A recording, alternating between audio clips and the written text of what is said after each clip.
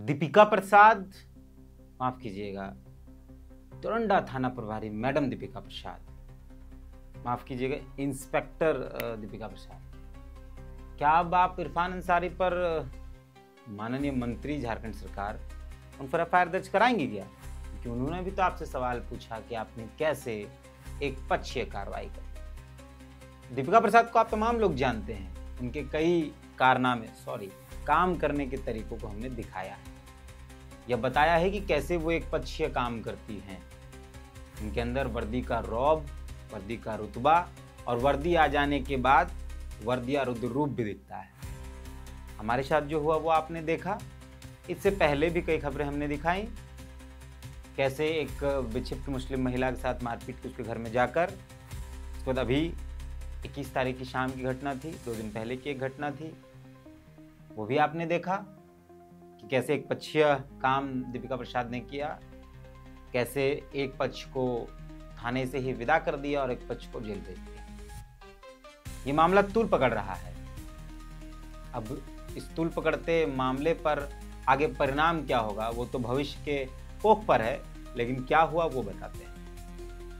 दीपिका प्रसाद के मामले को लेकर, यानी थाना प्रभारी मैडम दीपिका प्रसाद के मामले को लेकर कई लोग इरफान अंसारी जो वर्तमान में झारखंड सरकार के मंत्री हैं उनके पास मुलाकात करने जाते हैं और दीपिका के कई सारे कंप्लेंट्स, बहुत सारा दीपिका के प्रति जो गुस्सा है, दीपिका के एक पक्षीय पुलिस होकर एक पक्षीय बातचीत की जो नाराजगी है वो दीपिका इरफान अंसारी के सामने रखी जाती है। उस वक्त इरफान अंसारी एसएसपी साहब को फोन करते हैं, कायदा वीडियो है तो, और एसएसपी साहब को कहते हैं कि बहुत कम्युनल है, भाजपा नहीं चलाएगा थाना। यह बात इरफान अंसारी कहते हैं और कहते हैं हटाइए ऐसे थानेदार को। ये तो पूरा कम्युनल है। हाँ आप बताइए, दो पक्ष लड़ाई हुआ, आप दोनों कंप्रोमाइज को तैयार है, कंप्रोमाइज नहीं करेंगे और एक पक्ष को जेल भेज दिया, दूसरे पक्ष को सीपी सिंह के कहने पर रख दिया, आने पर रख दिया। ऐसा क्या होता है? अभी तक थाने में है, अभी तक मान लीजिए अगर दोनों पक्ष अगर मान लीजिए गलती किया, कंप्रोमाइज करना चाह रहा है तो थाना क्या फर्ज बनता है? कंप्रोमाइज करा लें। हाँ तो सुने ना, अच्छा एसएसपी साहब जब दोनों पार्टी का आपका अभी मिला है तो दोनों पार्टी को केस कीजिएगा ना, दोनों को जेल भेजिएगा। एक छोट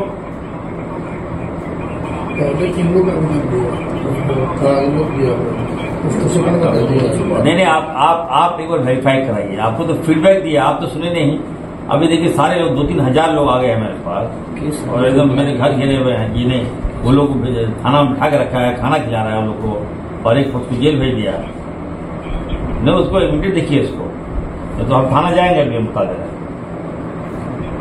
बताइए थाना प्रभारी नहीं एक पक्षीय काम कर रही। उसके बाद वो इरफान अंसारी साहब वो फोन करते हैं दीपिका प्रसाद को और उनसे पूछते हैं दीपिका प्रसाद से कि आखिर किस आधार पर आपने एक पक्षीय काम किया? किसी का दबाव है क्या? सीपी सिंह का दबाव है क्या? क्या भाजपा का दबाव है? कैसे चलेगा? ऐसे नहीं चलेगा। हम आएंगे थाना, हमको लोग बोल रहा है थाना जाने, लोग कंप्लेन करने आए। ये बात इरफान अंसारी कहते हैं। ये मैडम दोनों पक्ष का जो कार्रवाई हुआ, दोनों पक्ष को जेल भेजना चाहिए आपको। तो जांच एक पक्ष को आपने जेल भेज दिया, दूसरा पक्ष जांच करेगा, जेल भेजी दोनों को, तो बाद में देखा जाएगा। कोई दबाव है क्या आप पर? तो फिर थाना सबका है ना, भाजपा चलाएगा थाना, सीपी सिंह चलाएगा थाना क्या? तो अब हाँ प्राइमरी केस है आपका केस का जो बोल रहा है कि नहीं एकदम गड़बड़ हुआ है सर, एक तरफा कार्रवाई हुआ है। अच्छा जी,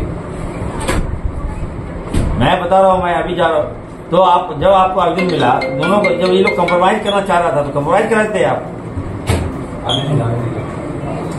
कैसे नहीं थे? या सारे लोग आए हैं पूरा कंप्रोमाइज करा रहे हैं? सुनिए मैडम, मेरे पास सबको लेके चलिए, मैं बता रहा हूँ, ठीक है? शिकायत आपको मिल रहा है? है और दोनों पक्ष हमारे हैं, जब दोनों राजी हो गया तो कम्प्रोमाइज लाए थे, तो वेट करते आप।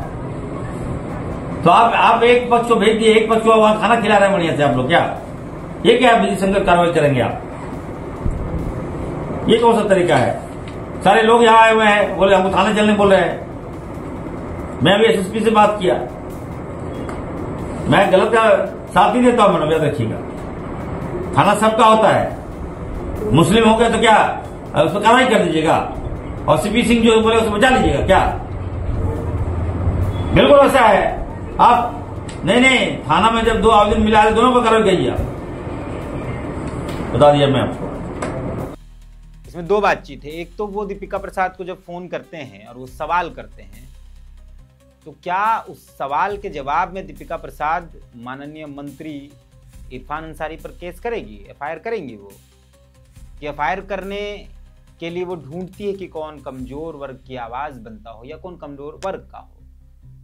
जैसे जब हमने पूछा था, सुनीता मुंडा का जब फोन फेंक दिया गया था, माइक फेंक छीनने की कोशिश की, तो हमने पूछा था कि मैडम आपने किस कानून के आधार पर, किस धारा के आधार पर, संविधान की कौन सी किताब को पढ़कर आपने ये बात सीखी कि एक पत्रकार तो छोड़ ही दीजिए, किसी एक आम आदमी का फोन भी आप फेंक दें। और ये हम कह नहीं रहे, बकायदा मैडम ने जो एफआईआर मेरे ऊपर किया, जिस पर हम जमानत ले चुके हैं, बेल पर हैं, जो एफआईआर किया उसमें भी मैडम खुद इस बात का जिक्र कर रही हैं कि तीरथनाथ आकाश ने पूछा कि सुनीता मुंडा का फोन कैसे फेंक। तो अब तो इरफान अंसारी साहब ने फोन करके पूछा, तो क्या वो केस करेंगे इरफान अंसारी साहब कि खत्म हो गया? वर्दी का रौब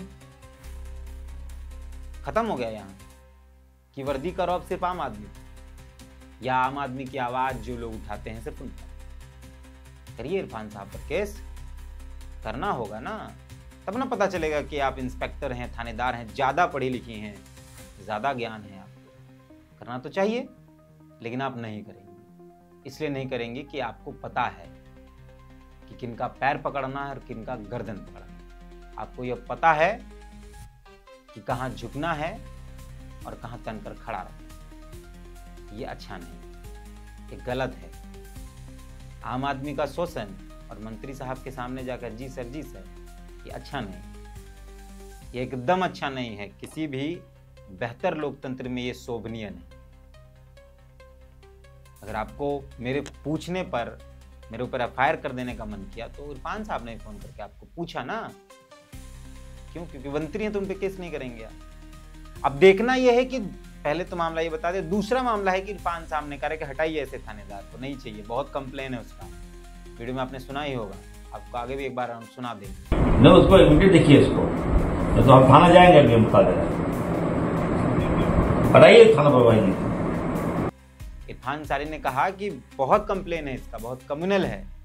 तो जब इरफान अंसारी को पता है कि वो कम्युनल है, तो फिर क्यों आप उनको नहीं हटाते हैं थाने से? हटा दीजिए, एसएसपी साहब को कहिए। तो पता नहीं इस पर क्या होगा, इरफान अंसारी साहब पता नहीं 2 दिन बाद क्या डिसीजन लेंगे, क्या लेंगे, अलग मसला है। लेकिन फिलहाल दीपिका प्रसाद पर शायद गाज गिर सकती है। अगर इरफान अंसारी साहब के अंदर थोड़ा भी सामाजिक समझ होगी तो शायद दीपिका प्रसाद पर गाज गिर सकती है, लेकिन वो भी सिर्फ हवाबाजी में होंगे वीडियो बना के, तो शायद ना गिरे। कोई बड़ा बात नहीं है इसमें, कि इसे पहली बार नहीं है कि दीपिका प्रसाद के खिलाफ कई कंप्लेंट्स आए, पहले भी आ चुका है, लेकिन कुछ हुआ नहीं। जब कोई अफसर किसी बड़े अफसर का लाडला हो जाए, जब कोई अफसर किसी बड़े अफसर का बहुत प्रिय हो जाए, तो उस छोटे अफसर के सारे अपराध माफ कर दिए जाते हैं। इस केस में ये सही। वर्तमान जो थाना प्रभारी है वो किसी अफसर की बहुत लाडली या लाडला होंगी, इस वजह से वहां तक बैठी हैं। इतने अपराध ही है आम आदमी के साथ जो किया गया, वो अपराध, इतने अपराध करने के बाद, इतना बवाल होने के बाद भी आम आदमी जिस अफसर के खिलाफ, आम आदमी जिस थाना प्रभारी के खिलाफ चिल्ला चिल्ला कर, रो रो कर बोल रहा है कि उसने गलत किया, अगर वो अफसर बैठा ही है उस कुर्सी पर, तो निश्चित है कि उसकी पैरवी बहुत टाइट है, मजबूत है। अब देखते हैं इरफान अंसारी इस पे क्या एक्शन आगे लेते हैं। फिलहाल इस वीडियो को यहीं समाप्त करते हैं। यही जानकारी आपको देनी थी। मिलते हैं। जी हाँ।